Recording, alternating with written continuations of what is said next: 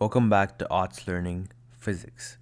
In this video, we'll be going over the force-time trade-off, as well as a bit more about momentum and force-time interactions in graphs, okay? So let's get started. Delta P, which is change in momentum, or in other words, impulse, right, is fixed, okay? Because when you crash let's just take the example of a car, okay? When you crash a car into a wall, your change in momentum is going to be the same, right? You're going to have the initial momentum, and that's going to go to 0. When you drop an egg onto a brick layer, your change in momentum is also the same, right? You have an initial velocity downward, but once you hit that, it becomes 0. So your change in momentum in each case is the same. So J is equal to force times delta T is fixed. J is fixed, but the thing is, force times delta T does not need to be fixed.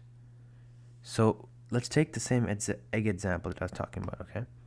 The car I'll go over maybe a bit later.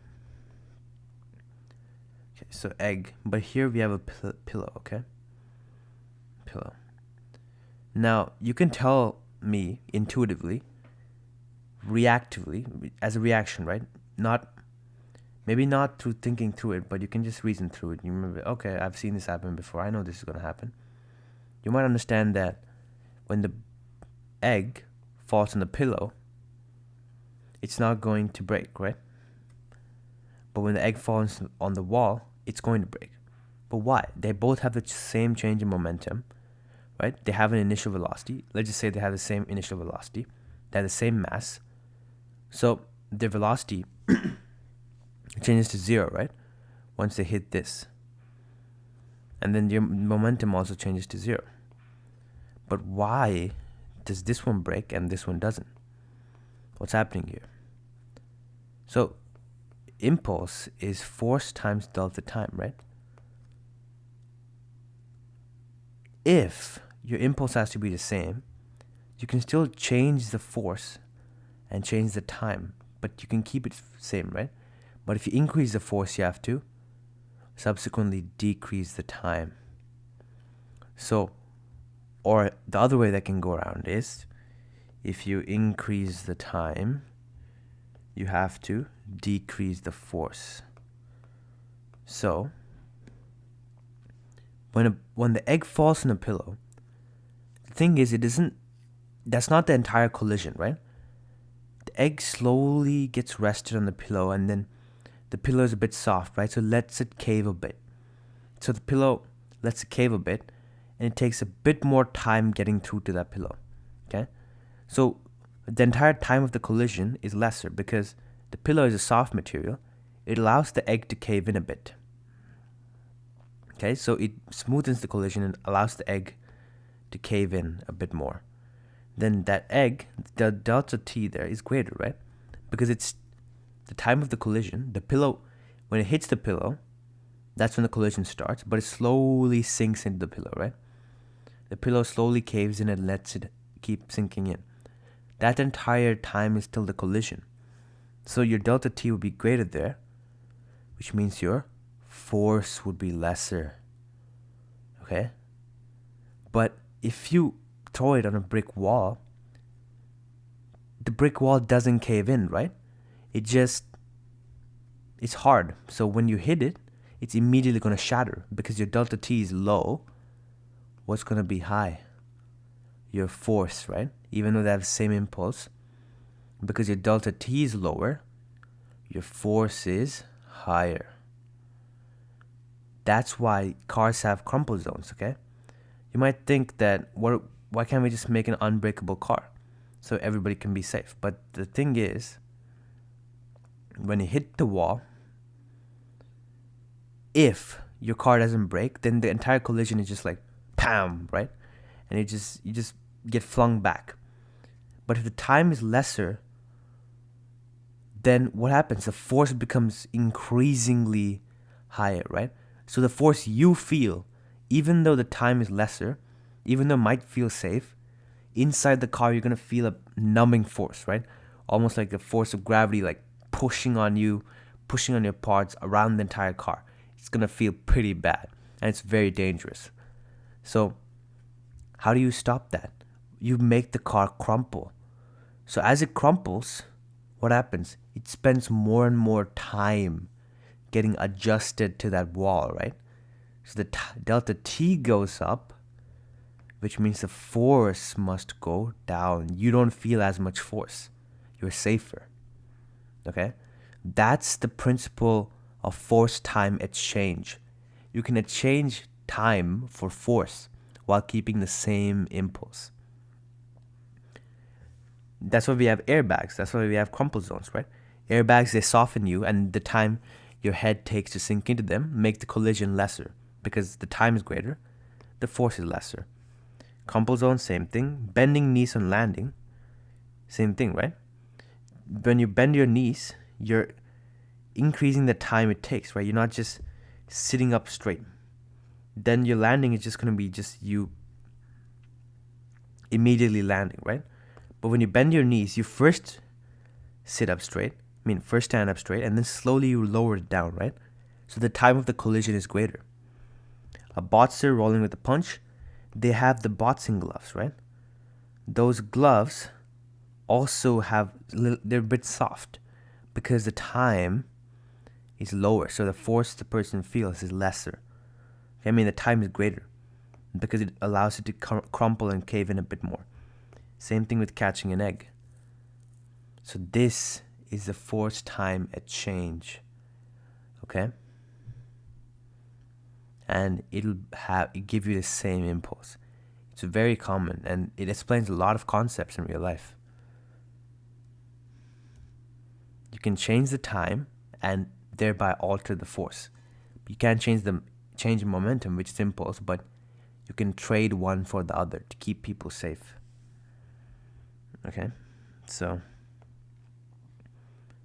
let's look at a baseball. With delta P, 13.5 kilogram meter per second. Okay, so delta P doesn't change. Obviously, it's the impulse, right? If the mass is same and the velocity is same, the delta P will be the same. So case A, which is hard contact, let's say delta T is 0.002 seconds, okay? It has 0.002 seconds to crumple into a wall, right? The wall doesn't cave in really. It just immediately gives you a reaction force. So then what happens? The delta T will be lower. So if the delta T is lower, then the delta P divided by delta T will give you a higher force, right? And you have 6,750 newtons here. But if your delta T was 0.02 seconds, so let's assume it's landing on something softer, okay? Something that allows it to cave in a bit. Like maybe maybe a pillow, right? Pillows would probably give a greater boost here, but let's just assume it's just something soft, okay? Force is equal to delta P over delta T. Delta T is 0.02, which is less, but when you divide it, you still get 675 newtons. This is far lesser than this, right? You see how much you had changed just for an exchange in time? That's why lots of people, because your impulse is going to be the same, right? Regardless of whether you crash into a wall or a pillow, you have the same change in momentum. You have a momentum and then it becomes zero, right? Assuming you crash into both of those at the same velocity. So then you can exchange your force for your time, and you can reduce the force you feel. Okay? So let's go over some problems here. Obviously, the more harder problems will be in artslearning.com in the 4.5.1 PDF, okay? So make sure to look at those if you're looking for more harder problems. And also, we have only covered a bit of momentum, right? As we go, we'll cover more harder concepts like 1D and 2D momentum. Okay, so a 1200 kg car mass is equal to 1200, goes from a velocity initial of 20 to a velocity final of 0. So it completely comes to a stop. And time, delta t, is 0.1. It hits a wall. And versus 1 second in the control crumple, okay? So these are two instances they're giving us. We need to find both forces. Delta p here, first, which is what we'd find, right? Because we need the impulse, which is delta p. And then with that impulse, we can compare force and time, because this is also equal to force times delta time. So delta p here is 1200, right? Mass times velocity final minus velocity initial. If you don't understand where I got that from, delta p is p final minus p initial. mv final minus mv initial. You can factor out the m, v final minus v initial, right? I went over it in my previous video. So let's just continue here. Okay. Yeah, so 1200 times 0 minus 20 or negative 20, right? That's your change in momentum, which is about, let's see, 1200 times negative 20, negative 24,000. Okay, which makes sense, right? It's changing in the opposite direction. And you're going from a high momentum to a low momentum, so it's going to be a negative answer here. Your initial is larger than your final. We need to find both forces, given that we have 0.1 second here and 1 second here. So this is equal to force times delta time. And I'm going to write out two equations here, okay, for two different scenarios. Scenario 1, or delta time, is force times 0.1 seconds. Okay, so this is for the wall. And scenario 2 is our force times 1 second. This is for the controlled crumple. Okay, so force here would just be negative 24,000. Force here would be negative 24,000 divided by 0.1. Okay, so about negative 240,000. So that's how you reduce force, by leveraging force and time. I mean, reducing force by leveraging the impulse theorem. Okay. Using J is equal to F delta T, explain why a gymnast bends her knees on landing. Okay. So let's assume this is a gymnast, right? And she jumps up and then she lands down. If she lands down directly on all her foot, like all of her legs, right, just straight up, then what's the time of the collision? She's not allowing any leverage here, so the time of the collision would be short, right? It'd just be the instantaneous time where she puts her legs down on the floor. But if, for example, she bent her knees, right? So a bit hard to draw here. If she bent her knees, then what happens? She first lands with her legs, right? And then she keeps the collision going because she leverages a bit. And she bends down, so she keeps the collision going. And she increases delta T, which means she decreases the force she feels. Okay? That's how you leverage impulse. Because your impulse is going to be the same regardless, right? You're going to change your momentum. You can have a same velocity final, velocity initial. Your velocity final is also going to be just 0. But you can change the time and force you feel. Okay? A 0.5 kg egg goes from, so mass is equal to 0.5, goes from 5 meters per second to 0 meters per second. Velocity initial is 5, velocity final is 0. And it's caught in 0.01 seconds on concrete. Versus, so this is another example, 0.5 seconds on a soft net. Okay, so yeah, net is also another example of what can crumple a bit and given. We need to find both forces here. Okay. Force is equal to our delta P over our delta T, right? But we don't know either yet, so we're going to find first our impulse, which is delta P, okay? So our delta P here is going to be 0.5 times, so our final minus our initial. So this is going to be 0.5 times -5, -2.5, -2.5, what newtons here? I mean, what units here? Kg meter per second, right? Because that's the units of impulse. Or we could just write Newton seconds. That's also fine. So we could write that, Newton seconds. Okay. Now we have two scenarios again. So similar process. -2.5 is equal to force times 0.01. And -2.5 is equal to force times 0.5.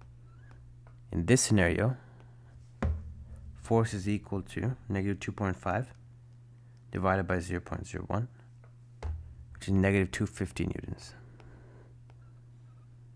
Okay? Here, -2.5 divided by 0.5, which is negative. So let me make sure I got this right. Yeah, -5 newtons. So you see, just increasing it by 49 milliseconds, how much that changed your impact. You can have a large impact. Okay. Now we're going to end this off with something called the third law paradox. This ties in directly to Newton's third law, okay, which states that every force has equal and opposite reaction force. So every action has equal and opposite reaction, right? And we went over why this doesn't cancel out, right? Because they're acting on different objects here. So the forces these two things feel are the same, right? Forces are the same. They're the same contact time. So one is not going to be in collision with the other for more time, right? Think about it. If a boat contacts another boat, they're going to hit each other for the same amount of time and then fly apart, right? There's no way one of them is going to be in contact while the other one is not in contact. Doesn't make sense, right? The same contact time, or delta T. Impulse is equal to delta P, right? So delta P is equal to force times delta T. Since these two are the same, what happens? We have the same impulse on both of them, okay? So the impulse for according to Newton's third law is also the same for two objects interacting with each other. But the acceleration is not, right? Because acceleration is F over m. The masses of the two objects can differ. The force is the same, but masses can differ, right? Which gives you different accelerations and different masses. All right, that's it. And then what is not always paired? Accelerations, right? Impulses, I just proved to you that works. Momentum changes, that's just delta P, or same thing as impulse. Okay? But accelerations, that's not always paired, because one object might have a heavier mass than the other, right? When they both touch each other, they exert the same force. But one of them is hot. One of them is heavier than the other, right? So it has more inertia. It'll be harder to move a larger distance. You'll have a lesser acceleration. Okay, so forces are equal, right? Forces are equal. Impulses are equal. Momentum changes are equal. Delta T is equal. It's just accelerations and masses that are not equal, okay? So just a common misconception that I wanted to clear out, because it does relate a bit to this section as well, because of the impulse equation, right? Okay. And next video, we'll be going over force versus time graphs, as well as momentum and how that ties into the force versus time graphs, okay? So make sure to check those out. And thank you for watching. Give me a like and subscribe so I can help more people if you believe I helped you, okay?